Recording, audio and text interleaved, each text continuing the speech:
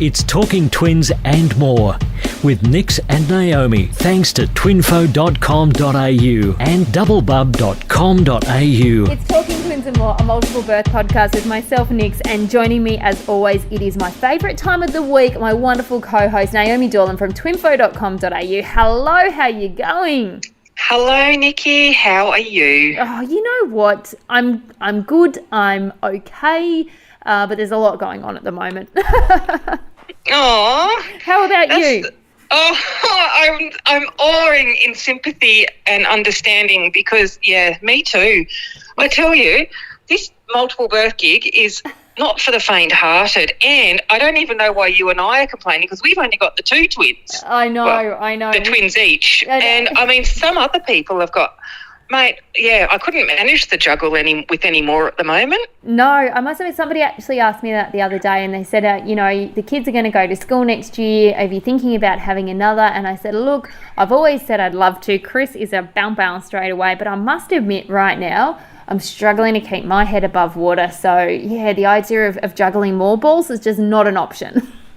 So hats off to all of you that have multiples plus, 2 or 3 or even just one other children because, in the parents of multiples, I did a poll the other day of how many children you have and I put the options 1 to 10, not really thinking about it, and we have a lot in parents of multiples of really large families. So I'm going to be on the hunt soon to find a family of 10 to find out how their multiples just slid in to their family and the impact. So if that's you, get in touch with us. Yeah, and if you do have a story you want to share, your multiple adventure, your journey, make sure you do reach out to us. Somebody that we spoke to last week that had a hell of a story, and I think we only scratched the surface of it.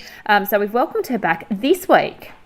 We've got Jackie. Jackie's an Instagrammer from the Gold Coast, and I'm really looking forward to hearing more about her journey. We'll catch up with Jackie next. It's Talking Twins and More with Nix and Naomi, thanks to twinfo.com.au and nickyainley.com. So Jackie is joining us once again. Jackie, thank you so much for joining us today. Hey guys, thanks for having me. Look, the last time we caught up with you last week, we pretty much went through your entire pregnancy, which was amazing, and finished on your emergency Caesar, which I'm going to be honest is something that does overwhelm a lot of people. For you, Jackie, let's launch straight in. How did you find that? Yeah, I can absolutely understand. I too had that anxiety surrounding a C-section in general, and then when it became an emergency cesarean, it sort of goes that next level. I'm not sure whether I'm with the majority or not, so I don't want to speak for anybody else other than myself, but to me, I actually found it to be a really calm experience. I don't think it could have come any better. I certainly suffered anxiety throughout my pregnancy, and so the anxiety was high. I think for me, the most awkward part of it, after we were sort of in there, the sheet's up, you can't see what's going on. I was lucky enough, and I would recommend anybody to do this. I had a student midwife follow me around through my pregnancy, and she was actually able to stay on the other side with the doctors and everybody else and take photos for me. Which I then turned into like a GIS video. I would have loved a video, but at that point, that's what was offered, so I took it, and I'm so glad I did. At the time, I was like, I don't know if I want to see that. But, 3 years later, I'm so glad she got those photos to me. So if you can do that, absolutely do it. And having a student midwife is amazing as well, just for someone to talk to even. But anyway, she was there taking photos. I couldn't see what was going on. My husband's peeking over the sheet to see what's going on. And then I felt like everybody was jumping on my stomach. Like it felt like I was being given CPR. And I was like, what is going on?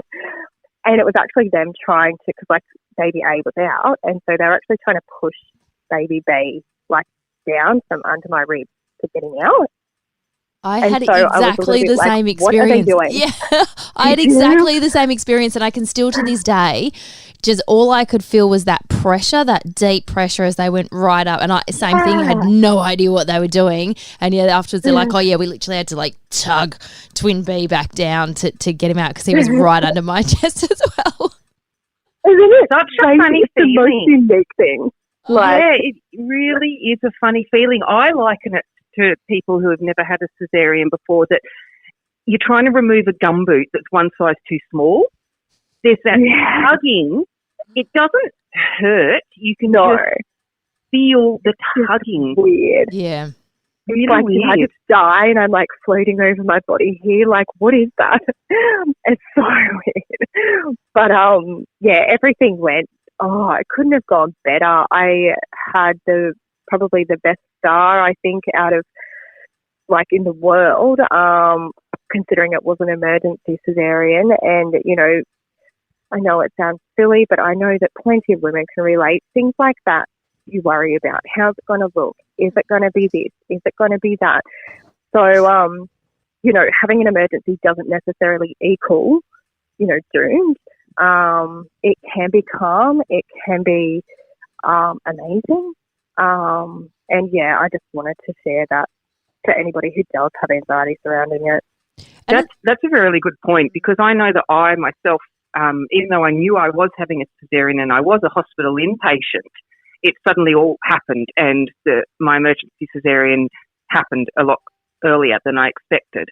And so I was very stressed about the whole thing. But it actually was quite calm in terms of... So you found the same thing? Yes, in terms of... we haven't done... Jackie, you're going to laugh this. Nikki and I haven't done our own birth stories on this podcast yet. We do everyone else's. Wow. Yeah, we're doing everyone else's. We just haven't done our own. I'm going to stay tight-lipped at the moment. But mine, even though it was an emergency, it wasn't a true emergency in the fact that we were all any of us were in a life-threatening situation. It had to happen, but we had a little bit of time. Yeah. So that, I guess, is the difference between... emergency and like code red emergency. Yes, exactly. That's the word I'm trying to think of. Yeah. So mine was also, even though I was so anxious, it was quite calm. Yeah. Yeah.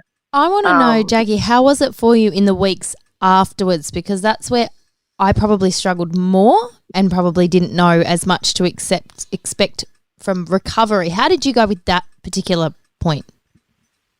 Yeah, it's tricky because, again, like, you know, I'd had a baby before. However, I'd had a natural birth, so I wasn't familiar with the journey I was experiencing, A, with two babies, and then B, with having a cesarean. Very quickly before I got released from hospital, I needed to go in for surgery the next day to get that stent removed from my kidney. Mm-hmm. Yeah.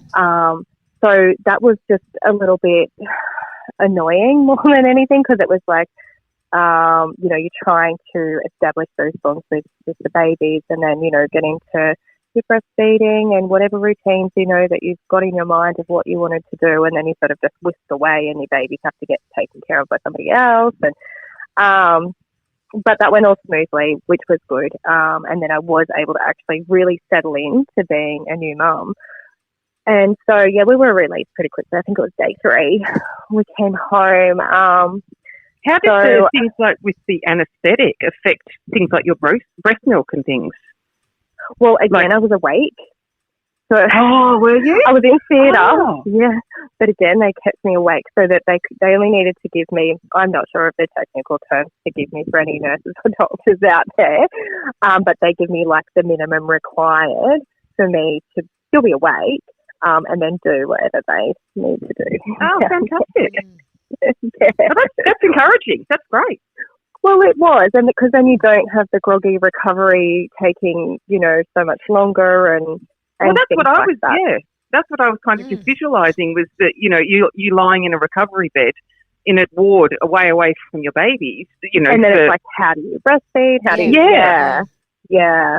So yeah, I was lucky like that. It was pretty much in, out, the other end of the hospital, then back up the other end to maternity, and then I would have to get wheeled in to special care nursery, or they would bring William out. So we had like little special visits, and actually had my husband going in, like I would express through the night, and then I would have my husband going in every 4 hours.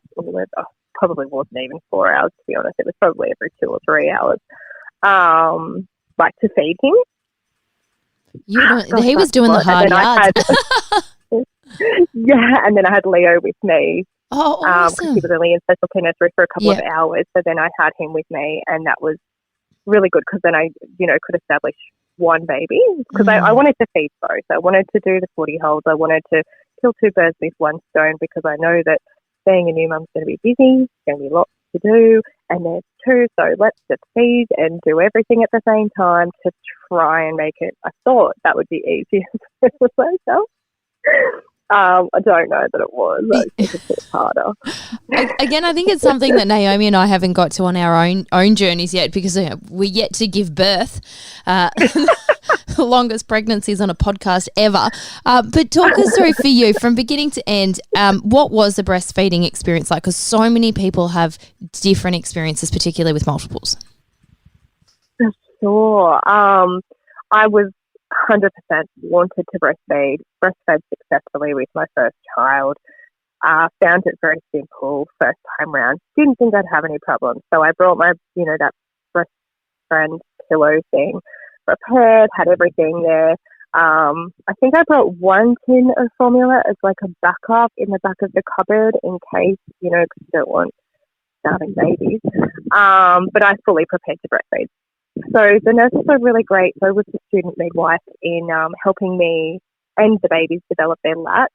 They were 37 weeks, so we didn't really have any problems with their sucker and things like that. So straight away, it was great. Like we got into a routine pretty quickly, and it seemed to be going really well. And I remember at that point, I got some photos that I took, like selfies, and then I had some photos that were taken of me, like from my husband or whatever. And I'm so glad I got those photos because that's when it hit the fan. And we started having all of these crazy problems that I never even knew existed. So the first one was tongue-tied. And I don't know if you guys have heard of them. I hadn't heard of them previously up until this point. And so I had screaming babies. Like they were really unsettled and they would scream and scream. They appeared to latch well. They appeared to be feeding okay. They lost weight. They gained weight. Everything on paper seemed to be okay. So it was like, okay, what's wrong? So you know how you've got I think they're the community midwives who pop out to visit you at home? Yeah. They're lovely. Bless them. I agree. Yeah, it's such a good service that I think everybody gets it. And I think it is, especially if you've got multiples, essential that they come to you because trying to get to them when you're at home on your second day or whatever is just way too hard. So anyway, I had them come and visit me. I can't exactly recall how often, maybe every few days initially. So they were helping with, the bandage sticky thing that's put over your cesarean scar. So they were helping me with, upkeep of that, removal of that, which was a nightmare, I might add. Things like that, my general health, baby's general health. And they picked it up for me. So they were just like, hey, I think both of them are tongue-tied. Why don't you make an appointment with a lactation consultant? Again, didn't know they existed, never heard of them, didn't know what they did. She's like, they're up at the hospital and pop up to an appointment and, have a consult. I'm like, okay, fantastic. So I went up there and I was really overwhelmed by this point because I was trying so hard. I hadn't foreseen these problems even occurring. And so then I had all this extra, what I felt like an extra pressure on, keeping these babies healthy, making sure that they're fed and just not being able to really do that properly. Do you think it's because you had already had a successful breastfeeding relationship with your previous children that helped you identify? You think? Set me up for failure. Yeah, because I was so confident that I wouldn't have any problems because I hadn't. Right. But would you have, I'm just thinking of a brand new mum who hadn't had previous children, who had these babies that she thought were feeding, but were just still constantly screaming. Yeah. Probably be. Like, how would you know that there is something wrong? Like, you could kind of go, look, maybe something's just not right. How would I know? I was in that similar situation.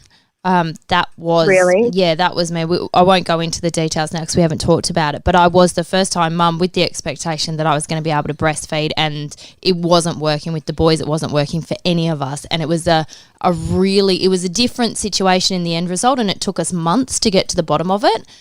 And it was it was a really challenging, heartbreaking, difficult pathway to be on, because I couldn't work out and a lot of self-blame, what was I doing wrong, because these babies were same thing, feeding but not actually getting nutrition, and that was the big thing for us, but different scenarios, not tongue-tied. So yeah, but I think this is what's important to talk about. You know, we've talked about normalising breastfeeding, we've talked about miscarriages are getting talked. That's a really good one, because it's like 5 years ago, when I experienced my last miscarriage, it's like it still wasn't talked about. And it's like, so I went to the media, I went to my, local paper, I went to Fairfax Media, and I started talking about it, and everybody's doing the same. And it's like, and then 4 years later, now people are actually talking about it, and it's okay to talk about it, and it's going to make you feel better to talk about it.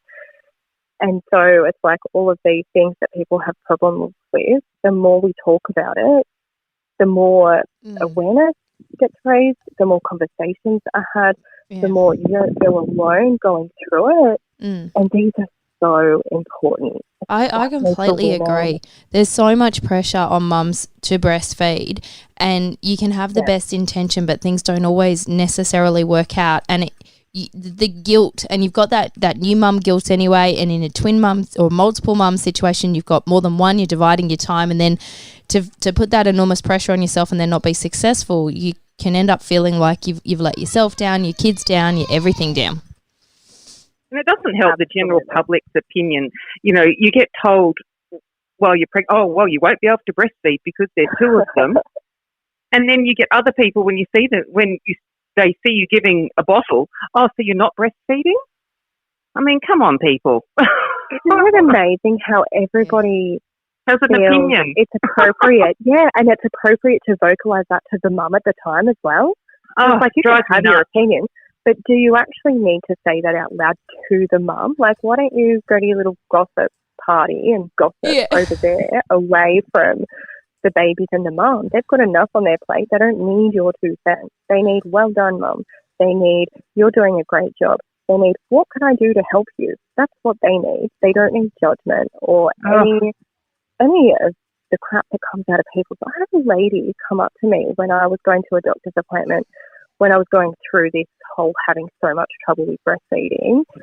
And she was like, so are you breastfeeding? I literally just started crying, because I was in hell trying to breastfeed my kids who, I'll go into the tongue ties, I'll finish that in a sec, but it's like I kept having problems and it wasn't resolved, and I felt like shit, and I wasn't doing what I wanted to do, and so I just felt like the worst mom on earth. And then it's just like, your comments aren't necessary. Like, you literally made me cry. Like, get away from, and then she's trying to push my pram for me. Like, I'm just like, get away from me. Like, oh my God. Anyway, the lactation consultant confirmed the tongue ties. So then I was trying to get educated on what tongue ties were, why that's not checked in new babies, particularly ones who were born any bit earlier than 40 weeks, and things like that. I found it astonishing that it wasn't picked up earlier. So then we had to make an appointment with one specialist, who we got into a couple of days later. So in the meantime, I had the lactation consultant sort of coaching me with what we're going to do, how we're going to do it, what our plan is until we get, things resolved. So we did end up supplementing the formula at that point. I was trying to express like crazy, but I think the enormous stress I felt made that so much worse. And so I started not being able to produce any decent amount of milk. So trying to express it wasn't non-eventful, but it was just not much. And so, we were supplementing with formula. I was trying to be okay with that in my head. I'm so glad I had that lactation consultant to sort of talk me through things and drum into my head steady steps. because it's so true, and it needs to be drummed into every mum's head who's giving themselves guilt over not being able to breastfeed or whatever it might be. That is definitely best. Yeah, lactation consultants are worth their weight in gold. And don't be scared to go and see them. For any new mums that are out there, or, you know, people that are pregnant and aren't sure of what their breastfeeding journey is going to look like, or whether they're even going to have one, you can still see a lactation consultant. They've really changed. They're no longer, you know, they really want to help you feed your baby, babies, in any way that they need to be fed. So, yeah, definitely always ask to speak to the lactation consultant at the hospital before you leave. I think that's, great advice, 100%. Yeah, I got them to come and see me in special care every second day while we were in there. Yeah, I was had a child. Yeah, I was like, no, can I please book the lactation consultant for Thursday? Great, can I please book the lactation consultant for Saturday? And I just kept asking. And we weren't even really having any problems. I just wanted that. I had never breastfed before. I wanted that reassurance that I was doing it right, you know, and things like that. So I just used to book them in. So, yeah, that's a hot tip for any expectant parent. Make sure you book in the lactation consultant to come and see you. It's Talking Twins and more with Nix and Naomi, thanks to twinfo.com.au and doublebub.com.au. So it's something that's also a little bit harder to get your hands on regionally as well. I'm the same. I didn't know about lactation consultants, and coming from a medical family, that was great. But I had huge problems feeding the boys, and finally could get into a lactation consultant, but I'm traveling almost 2 hours to get to the hospital where something was available. So, and again, it's a lot of resources, and Naomi and I have talked about this previously, that the amazing midwives and resources that are available regionally and rural is great, but it's still so under-resourced for support of new mothers, particularly with multiples, that, I'd have quite a young person come and visit and just sort of scratch their heads going, well, I've got no idea why your babies aren't, are so unsettled. I've just got no idea. And so we were doing, lots of hours back and forth to paediatricians in the end and all sorts of things to just try and get some answers. But that's just because, regional and rural areas don't necessarily have the same resources, which is tough. And that's why with Twinfo, I always try and find the lactation consultants, the sleep consultants and things like that also work via Skype and things, or Zoom these days. Yeah. Because it's a little bit up close and personal, because you've got to possibly put your breast on the camera for them to actually see the positioning and things like that. But they can help you. They're amazing. That's what they're trained to do. So you can always get, an online consult as well. How good is that? That's so good. It's fantastic. Anyway, we digress. Keep going with your story, because I'm finding this fascinating, because I haven't had anything to do with that. We have had previous guests on that have had them, but I have got no personal experience, so I find it all quite interesting. I found it interesting too, and it was so bizarre that I hadn't heard of it or experienced it before. But they did say it can be quite common too. So we went and saw the first specialist when our appointment was, and that was up at the hospital as well. So we were really familiar with the hospital at this point, which I think it's a good thing to be in an environment where you're familiar with this journey in general. And so he looked at the boys. He said William's was worse. So William was the smaller of the two. He was twin 1 or twin A. And his was worse. And then Leo's was still tongue-tied, but not as bad. So again, the positioning of the tongue ties can be different, is what I learned. And so for us, it was under the tongue. For anyone who's absolutely not familiar, you've got that piece of skin that goes from your tongue just to the bottom of your mouth. And so that piece of skin is sort of extended towards the front of their tongue. And so then when they're trying to latch to suck things, particularly the breast is harder than a bottle, then they're not able to suck it properly to get the food.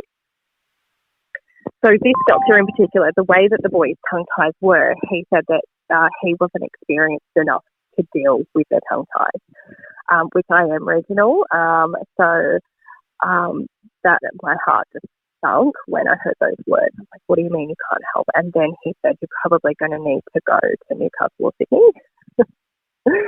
I'm just like, I'm not allowed to drive at this point, I mind you. I was allowed to drive for a period of time, actually, which was really inconvenient when I had a kid in school.